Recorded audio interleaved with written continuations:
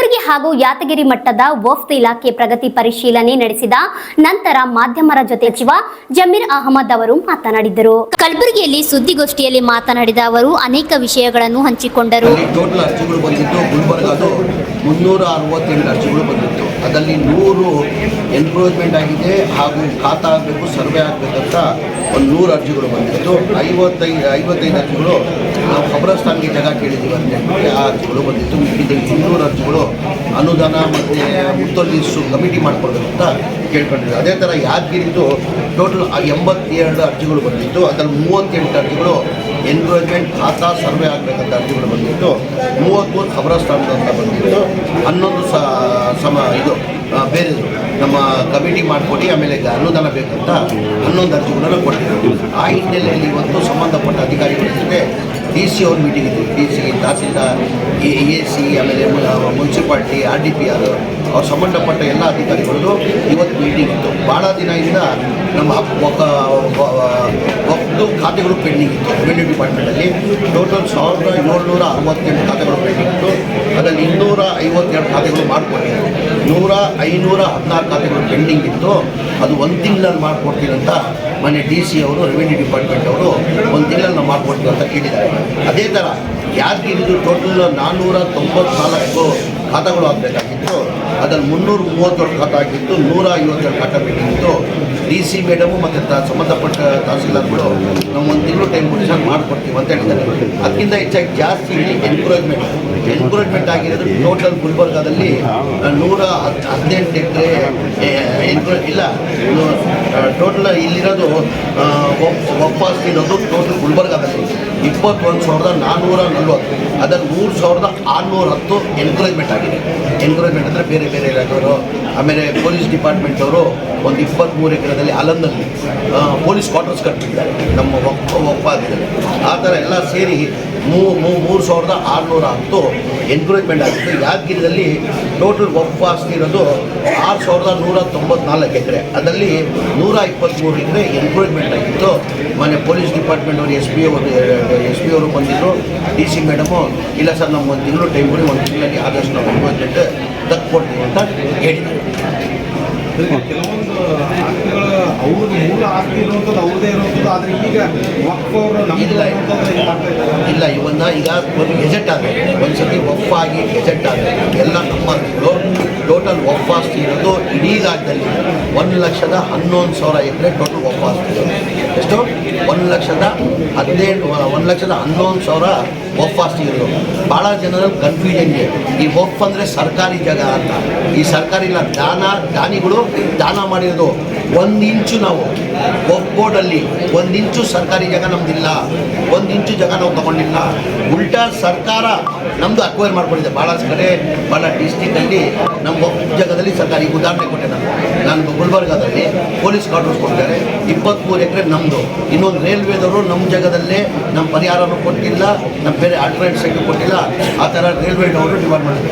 ಬರೀ ನಾವು ಸರ್ಕಾರದಿಂದ ಯಾವಾಗ ತೊಗೊಂಡಿವಿ? ಮಶಾಣಕ್ಕೆ ತೊಗೊಂಡಿವಿ. ನಾವು ವಕ್ಫ್ಗೆ 1 ಇಂಚು ತೊಗೊಳ್ಳಲ್ಲ. ಆ ಥರ 1,11,000ದಲ್ಲಿ ನಮ್ಮ ಕೈಯಲ್ಲಿರೋದು. ನಾವೇನಕ್ಕೆ ವಕ್ಫ್ ಅದಾಲತ್ ಮಾಡ್ತಾ ಇರೋದು? ವಕ್ಫ್ ಅದಾಲತ್ ಏನಕ್ಕೆ ಮಾಡ್ತಾ ಇರೋದು ಅಂದರೆ ಭಾಳಷ್ಟು ಸಮಸ್ಯೆಗಳು ಇದೆ ವಕ್ಫಲ್ಲಿ ಕೂಡ. ದಾನಿಗಳು ಏನಕ್ಕೆ ದಾನ ಮಾಡಿರೋದು? ದಾನಿಗಳು ದಾನ ಮಾಡಿ ಆ ಸಮಾಜಕ್ಕೆ ಒಳ್ಳೆಯದಾಗಲಿ ಅಂತ ಅವ್ರ ಕಡೆ ನೆಂಟರು ರಿಲೇಷನ್ ಇರ್ತಾರೆ. ಅದು ಬಿಟ್ಟು ವಕ್ಫ್ ಏನಕ್ಕೆ ಮಾಡಿದ್ದಾರೆ ಅಂದರೆ ಸಮಾಜಕ್ಕೆ ಒಳ್ಳೆಯದಾಗಲಿ ಅಂತ ಪಾಪ ಅವ್ರು ದಾನ ಮಾಡಿರೋದು. ಇಲ್ಲಿ ನೋಡಿದ್ರೆ ಟೋಟಲ್ 1,11,000ದಲ್ಲಿ ಬರೇ ನಮ್ಮ ಕೈಯಲ್ಲಿ ವಕ್ಫ್ ಕೈಯಲ್ಲಿರೋದು 23,645 ಎಕರೆ ನಮ್ಮ ಕೈಲಿರೋದು. ಈಗ 84,000 ಎಕರೆ ಎನ್ಕ್ರೋಚ್ಮೆಂಟ್ ಆಗಿದೆ. ಯಾರೋ ಪ್ರೈವೇಟಲ್ಲಿ ಎನ್ಕ್ರೋಚ್ಮೆಂಟ್ ಆಗಿದೆ, ಸರ್ಕಾರದ ಎನ್ಕ್ರೋಚ್ಮೆಂಟ್ ಇದೆ. ಆ ಹಿನ್ನೆಲೆಯಲ್ಲಿ ನಾವೇನು ಮಾಡ್ತಾಯಿದ್ವಿ, ಎಲ್ಲ ಕಡೆ ವಕ್ಫ್ ಅದಾಲತ್ ಮಾಡಿ ಈ ಬಗ್ಗೆ ಸಮಸ್ಯೆನ ಬಗೆಹರಿಸೋಕ್ಕೆ ನಾವು ಪ್ರಯತ್ನ ಮಾಡ್ತಾಯಿದ್ವಿ. ಇದು 8ನೇದು ಇದು ವಕ್ಫ್ ಅದಾಲತ್. ನಾವು ಮೊದಲೇ ವಕ್ಫ್ ಅದಾಲತ್ ಬೆಳಗಾಮಲ್ಲಿ ಮಾಡಿದ್ವಿ, 2ನೇ ಅದಾಲತ್ ನಾವು ಇದರಲ್ಲಿ ಮಾಡಿದ್ವಿ. ಅದಾದಮೇಲೆ ನಾವು ಹುಬ್ಳಿ, ಧಾರವಾಡ ಮಾಡಿದ್ವಿ. ಆಮೇಲೆ ಹಾವೇರಿ, ಗದಗ, ಆಮೇಲೆ ಗುಲ್ಬರ್ಗ, ಯಾದಗಿರಿ 9ನೇ ವಕ್ಫ್ ಅದಾಲತ್ ಮಾಡ್ತೀವಿ. ಪ್ರತಿ ತಿಂಗಳಲ್ಲಿ 3 ಡಿಸ್ಟಿಕಲ್ಲಿ ವಕ್ಫ್ ಅದಾಲತ್ ಮಾಡಿಬಿಟ್ಟು ನಮ್ಮ ಸಮಸ್ಯೆಗಳು ಬಗೆಹರಿಸೋಕ್ಕೆ ನಾವು ಪ್ರಯತ್ನ ಮಾಡ್ತೀವಿ. ಕರೆಕ್ಟ್ ತಾನೆ? ಕೇಂದ್ರ ಸರ್ಕಾರನೇ ಬೆಂಬಲ ಅಂತ ಘೋಷಣೆ ಮಾಡಿದ್ದಾರೆ. ವಿ ಆರ್ ಸಪೋರ್ಟಿಂಗ್ ಫೆಲಿಸಿಟೇಷನ್ ಅಂತ ಕೊಟ್ಟಿದ್ದಾರೆ. ಹೇಳಿದಾರಿಲ್ಲೋ? ಕೇಂದ್ರ ಸರ್ಕಾರದವರು ಹೇಳಿದ್ದಾರೆ. ಈಗ ಯಾರೋ ಒಂದು ಫ್ಲಾಗ್ ಇಟ್ಕೊಂಡು ಕಾಣಲಿಕ್ಕೆ ಈ BJP ಅವರೇ ದೊಡ್ಡ ಇಶ್ಯೂ ಮಾಡ್ತಾರೆ. ಫ್ಲಾಗ್ ಜೈಕಾರ ಆದರೆ ಎಲ್ಲ ನಮ್ಮವರು. ಈಗ ಬಂದರು ಭಾಳ ಜನ ಅರ್ಜಿ ಕೊಟ್ಟರು, ಅವ್ರ ಸಮಸ್ಯೆಗಳು ಇರೋದು ನನ್ನ ಸಂಬಂಧಪಟ್ಟ ನನ್ನ ಇಲಾಖೆ ಇದೆ, ನನ್ನ ಡಿಪಾರ್ಟ್ಮೆಂಟ್ ನನ್ನ ಇಲಾಖೆಗೆ ಸಂಬಂಧಪಟ್ಟಂಗಿಲ್ಲ, ಬೇರೆ ಅವ್ರಿಗೇನೋ ಒಂದು ನಿರೀಕ್ಷೆ ಸಮೀರ್ ಅವ್ರ ಹೋದ್ರೆ ಏನೋ ಒಂದು ಕೆಲಸ ಆಗ್ತದೆ ಅಂತ ಹೇಳ್ಬಿಟ್ಟು ಮುನ್ಸಿಪಾಲ್ಟಿದು ಯಾವುದೋ ಮನೆಗಳ ಸಮಸ್ಯೆ ನಂತ ಬಂದು ಹೇಳ್ಕೊಂಡ್ರು. ಆ ಥರ ರಾಜಕಾರಣಿಗಳಿಗೆ ಜನ ನಂಬ್ತಾರೆ. ರಾಜಕೀಯಕ್ಕೆ ಬಂದಾದಮೇಲೆ ಆ ಕಾರಣಕ್ಕೂ ಜಾತಿ ಮಾಡಿಬಿಟ್ಟು ಎಲ್ಲ ಸಮಾಜ ಒಟ್ಟೆ ಜೊತೆ ತೊಗೊಂಡೋಗಿ ಕೆಲಸನ ಮಾಡಬೇಕು. ಏನಾಗಿದೆ BJPಯಲ್ಲಿ ನೋಡಿ, ನೀವು ಇತಿಹಾಸ ತೆಗೆದು BJP ಯಾವತ್ತನ ಚುನಾವಣೆಯಲ್ಲಿ BJPಯವರು ಯಾವತ್ತನ ಅವ್ರ ಸಾಧನೆ ಕೇಳಿಬಿಟ್ಟು ಒಟ್ಟು ಕೇಳಿದಾರ, ಸಾಧನೆ ತೋರಿಸಿ ನಾವು ಕಾಂಗ್ರೆಸ್ ಪಕ್ಷದ ಇತಿಹಾಸ ತೆಗೆದಿಲ್ಲ. ಯಾವಾಗ ಅವ್ರ ಚುನಾವಣೆ ಬರ್ತದೆ ನಾವು ಜನಗಳು ಮಧ್ಯೆ ಹೋದರೆ ನಮ್ಮ ಸಾಧನೆನ ಹೇಳ್ತೀವಿ, ನಾವು ಇಂಥದ್ದು ಮಾಡಿದ್ದೀವಿ, ಮುಂದೆ ನಮ್ಮ ಸರ್ಕಾರ ಬಂದರೆ ಹಿಂಗೆ ಮಾಡ್ತೀವಿ ಅಂತ ನಮ್ಮ ಸಾಧನೆ ತೋರ್ತೀವಿ. BJPಯವರು ಯಾವತ್ತನ ಸಾಧನೆ ಹೇಳಿದಾರ? ಹಿಂದೂ ಮುಸಲ್ಮಾನ್ ಯಾವ ಹಿಂದೂನೂ ಬೇಕಾಗಿಲ್ಲ, ಯಾವ ಮುಸಲ್ಮಾನೂ ಬೇಕಾಗಿಲ್ಲ, ಅವ್ರು ಬೇಕಾಗಿರೋದು ಕುರ್ಚಿ. ಯಾವ ಹಿಂದೂನೂ ಬೇಕಾಗಿಲ್ಲ, ಅವ್ರು ಯಾವ ಮುಸಲ್ಮಾನೂ ಬೇಕಾಗಿಲ್ಲ. ಸಾಧನೆ ತೋರಿಸಿ, ಏನು ಮಾಡಿದ್ವಿ ಅಂತ ಸಾಧನೆ ತೋರಿಸಿ ಮತ ಕೇಳಿ ನೀವು. ಈ ಜನಗಳಿಗೆ ಅವ್ರು ಮಾಡ್ತಾ ಇರೋದು ಬರೀ ಪೊಲಿಟಿಕಲ್ ಲಾಭಕ್ಕೋಸ್ಕರ ಅವರು. BY ವಿಜೇಂದ್ರ ಹೇಳ್ತಾರೆ ನಿನ್ನೆ ಕಾಟಾಚಾರಕ್ಕೆ ಅವರು ಸಚಿವ ಸಂಪುಟ ಮಾಡಿದ್ದಾರೆ ಅಂತ. ಏನಕ್ಕೆ ಕಾಟಾಚಾರಕ್ಕೆ ಕೊಟ್ಟಿದ್ದಾರೆ? ಎಷ್ಟು ಕೋಟಿ ಕೊಟ್ಟಿದ್ದೀವಿ ನಾವು ಅನುದಾನ? ಕಲ್ಯಾಣ ಕರ್ನಾಟಕಕ್ಕೆ 11 ಕೋಟಿ, ಎಷ್ಟು ಕೋಟಿ ಕೊಟ್ಟಿರೋದು? 11,000 ಕೋಟಿ. 11,000 ಕೋಟಿ ಕೊಟ್ಟಿರೋದು ಕಲ್ಯಾಣ ಕರ್ನಾಟಕ. ಮನೆಗಳು ಕಟ್ಕೊಂಡು 40-50 ವರ್ಷದಿಂದ ಮನೆಗಳು ಕಟ್ಕೊಂಡಿದ್ದಾರೆ. ಈಗ ಉದಾಹರಣೆ ನಾನು ಹೇಳ್ತಾ ಇದ್ದೀನಿ ಮಾತಿಗೆ, ಒಂದು 5 ಎಕರೆ ಜಾಗ ಎಲ್ಲಿ ರಾಯಚೂರಲ್ಲಿ. ಆ ಜಾಗ ಪಾಪ ಅವತ್ತೇ ಹೋಗಿ ಸೇರ್ಕೊಂಡಿದ್ದಾರೆ. ಅದು ಒಫ್ ಆಸ್ತಿ. ಅದು ಈಗ ಒಫ್ ಆಸ್ತಿ ಈಗ ಸ್ಲಮ್ ಬೋರ್ಡ್ ಅಕ್ವೈರ್ ಮಾಡಿಬಿಟ್ಟಿದ್ದಾರೆ. ಈಗ ಸ್ಲಮ್ ಬೋರ್ಡ್ ಅಕ್ವೈರ್ ಆದಮೇಲೆ ಈಗ ಅದೇ ಸರ್ಕಾರ ಇದು ಸುಪ್ರೀಂ ಕೋರ್ಟ್ ಆದೇಶ ಏನಿದೆ, ಒಂದು ಸತಿ ಒಫ್ ಗೆಜೆಟ್ ಆದರೆ ಒಂದು of it is always of ಅಂತ ಹೇಳ್ಬಿಟ್ಟು ಸುಪ್ರೀಂ ಕೋರ್ಟ್ ಆದೇಶ ಇದೆ. ಈಗ ಬಡವ್ರಿಗೆ ಅನ್ಯಾಯ ಮಾಡೋಕ್ಕಾಗ್ತದೆ. ಈಗ ಒಫ್ ಆಸ್ತಿಯಲ್ಲಿ ಕಟ್ಕೊಂಡ್ಬಿಟ್ಟಿದ್ದಾರೆ. ಈಗ ನಾನು ಸರ್ಕಾರಕ್ಕೆ ಮನವಿ ಮಾಡ್ತಾ ಪ್ರಪೋಸಲ್ ಕೊಡ್ತಾ ಇದ್ದೀನಿ ನಾನು. ಆ ಥರ ಎಲ್ಲೆಲ್ಲಿ ಮನೆ ಭಾಳಷ್ಟು, ಅಲ್ಲಿ ಒಂದೇ ಕಡೆ ಇಲ್ಲ, ಇಡೀ ರಾಜ್ಯದಲ್ಲಿ ಎಲ್ಲ ಡಿಸ್ಟಿಕಲ್ಲೂ ಆ ಥರ ಸಮಸ್ಯೆಗಳು ಇದೆ.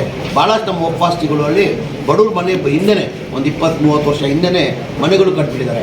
ಅಂಥದಕ್ಕೆ ನನ್ನ ಮಾನ್ಯ ಮುಖ್ಯಮಂತ್ರಿಗಳ ತವ ನಾನೆಲ್ಲ ಮಾಹಿತಿ ತರಿಸ್ಕೊಂಡು ಮನೆ ಮುಖ್ಯಮಂತ್ರಿ ಗಮನಕ್ಕೆ ತಂದು ಎಲ್ಲೆಲ್ಲಿ ಮನೆಗಳು ಕಟ್ಟಿದ್ದಾರೆ ಬಿಟ್ಟು ನಮ್ಗೆ ಆಲ್ಟರ್ನೇಟ್ ಜಾಗ.